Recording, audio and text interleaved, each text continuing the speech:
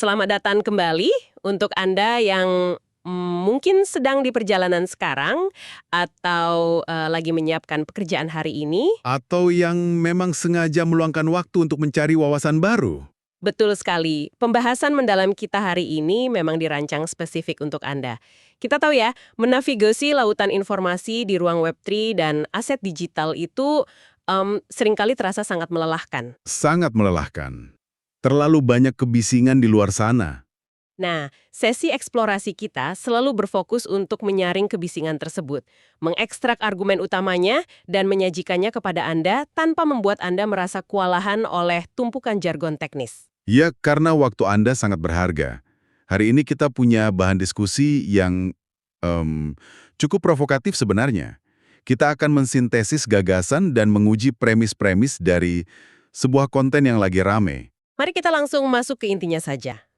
Misi kita di sesi ini adalah membongkar sebuah video YouTube dari kanal yang bernama Satoshi Gai Crypto. Oke. Video ini membahas secara ekstensif tentang sebuah proyek infrastruktur bernama Sidra Chain, beserta token aslinya yaitu SDA. Dan yang bikin video ini mencolok itu klaim di judulnya ya. Nah, itu dia. Judulnya menyinggung potensi nilai token SDA yang bisa menyentuh angka $1.000.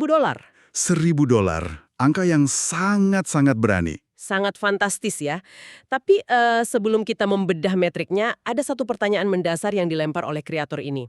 Pertanyaan yang mungkin juga sering Anda amati sendiri di pasar kripto. Tentang kebiasaan para partisipan pasar? Tepat. Mengapa begitu banyak orang di dunia kripto ini terus-menerus melakukan kesalahan klasik yang sama?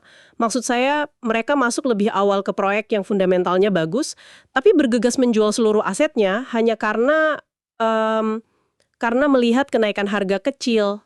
Ya, fenomena paper hands. Ini memang siklus psikologis yang rasanya tak berkesudahan. Jual terlalu cepat lalu menyesal. Narasi utama video itu menyoroti bahwa tindakan reaktif ini bermula dari ketidakmampuan membaca nilai jangka panjang. Orang terlalu terpaku pada grafik harga per jam dan mengabaikan peta jalan pengembangannya. Tapi tunggu sebentar, sebelum kita menelaah lebih jauh mengapa sang kreator ini mewanti-wanti audiensnya, kita harus meletakkan batasan yang jelas dulu di sini. Silakan, ini poin yang sangat krusial untuk Anda yang sedang mendengarkan. Sesi eksplorasi kita hari ini murni bertujuan untuk membedah argumen dari video Satoshi Gai Crypto tersebut. Kita memosisikan diri secara sepenuhnya netral. Sepenuhnya netral. Ya, kita tidak sedang memvalidasi proyeksi harga $1.000 itu, kita tidak memberikan saran keuangan, dan kita tidak mendukung klaim tersebut secara langsung. Fokus kita hanya menyajikan informasi secara objektif untuk dianalisis bersama Anda. Apa sebenarnya yang sedang mereka bangun, dan apakah argumen ekonominya masuk akal? Sepakat, anggap saja kita sedang melakukan bedah tesis. Dan bicara soal tesis, mari kita telaah klaim angka $1.000 tadi. Untuk Anda yang terbiasa dengan kalkulasi market cap, angka itu terdengar tidak realistis untuk proyek baru. Kalau pakai pendekatan konvensional memang terkesan begitu. Kan logikanya kalau pasokan token beredar ada ratusan juta, harga $1.000 per token itu akan membuat valuasi jaringan ini setara dengan Bitcoin, atau bahkan lebih. Bagaimana kreator ini merasionalisasinya? Nah, kreator tersebut tampaknya tidak menggunakan pendekatan market cap linier. Argumen di video itu lebih mengarah pada proyeksi nilai fundamental jangka panjang yang didasarkan pada utilitas. Bukan sekedar kelangkaan token ya? Betul. Premisnya adalah, Sidra Chain sedang membidik demografi pasar yang sama sekali belum tergarap oleh infrastruktur Web3 tradisional. Ini yang menarik.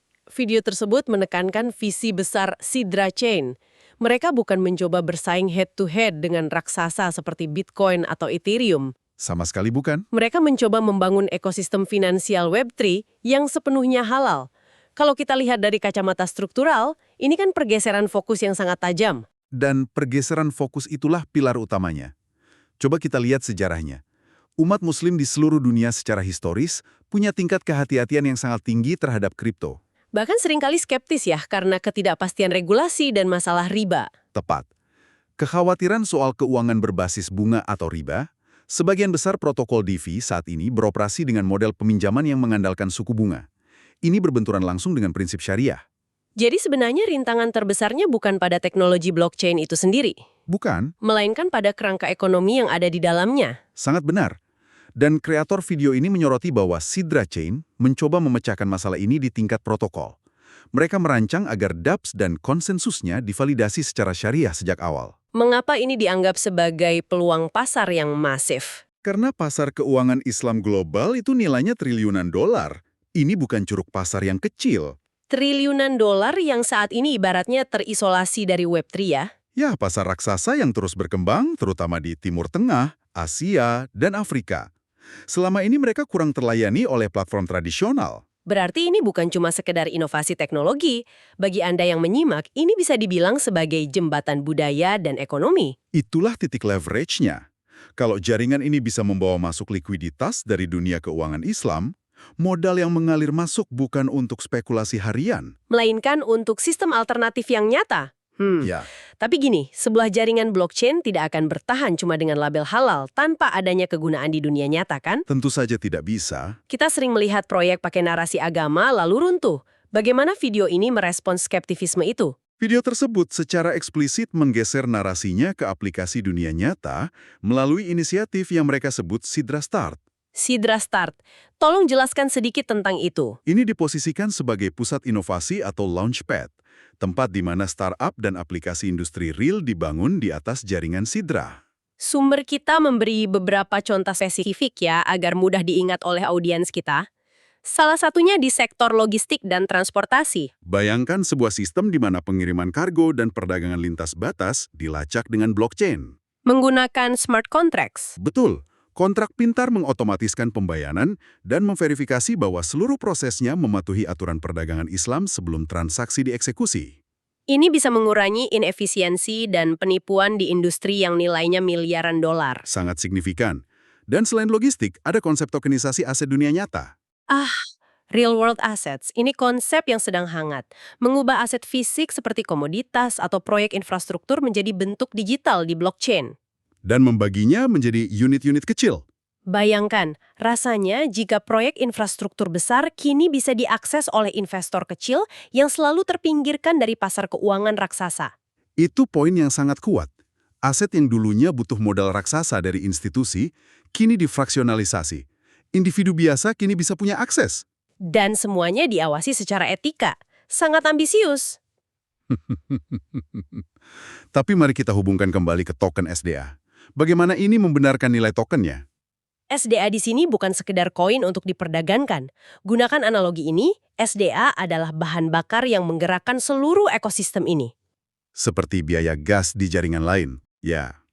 Setiap kali startup logistik mengeksekusi kontrak atau ada aset yang ditokenisasi, transaksi itu butuh konsumsi jaringan. Dan biayanya dibayar pakai token SDA. Dinamika pasokan dan permintaan yang didorong oleh utilitas nyata? Kita bisa tarik perbandingan dengan masa awal jaringan kontrak pintar generasi sebelumnya. Saat awal-awal Ethereum, ketika aplikasi masih sedikit, harga sangat fluktuatif. Banyak yang jual cepat karena kenaikan marginal. Ya, dan mereka menyesal ketika ekosistem DeFi meledak. Dan permintaan token menjadi sangat tinggi karena wajib digunakan di jaringan.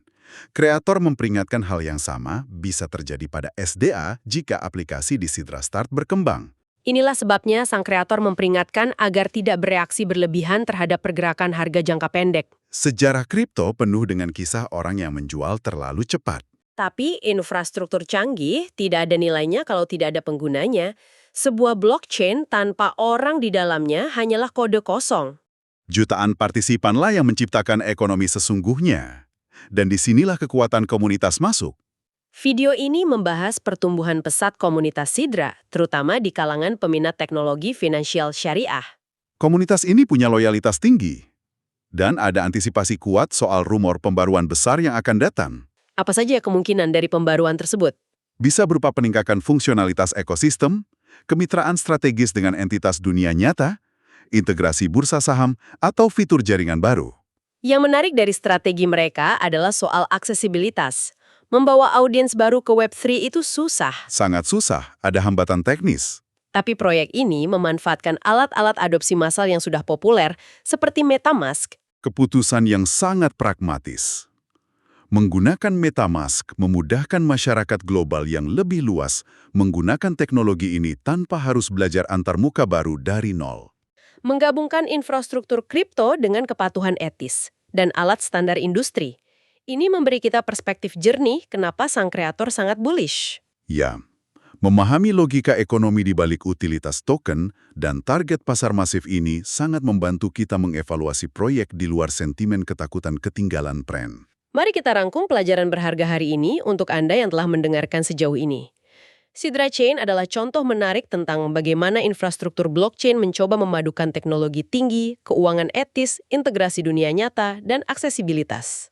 Pemahaman yang menyeluruh adalah kunci agar tidak terjebak dalam reaktivitas pasar. Sebelum kita tutup, saya ingin meninggalkan Anda dengan satu pemikiran provokatif, sesuatu untuk Anda renungkan sendiri. Silakan. Jika tokenisasi benar-benar berhasil memecah aset-aset raksasa seperti infrastruktur nasional atau komoditas global menjadi unit digital kecil dalam sistem yang patuh syariah dan bebas bunga, Iya. mungkinkah model ekonomi baru ini perlahan-lahan menggeser pusat kekuatan investasi global? Kekuatan yang selama ini dikuasai oleh institusi raksasa tradisional, akankah berpindah langsung ke tangan masyarakat biasa di negara-negara berkembang? Itu adalah skenario pergeseran paradigma yang luar biasa. Jika terjadi, peran lembaga perbankan tradisional akan sangat tertantang. Sesuatu yang sangat layak untuk diamati ke depannya. Terima kasih kepada Anda yang telah meluangkan waktu berharga untuk mengeksplorasi topik luar biasa ini bersama-sama. Tetaplah kritis dan sampai jumpa di pembahasan mendalam kita berikutnya.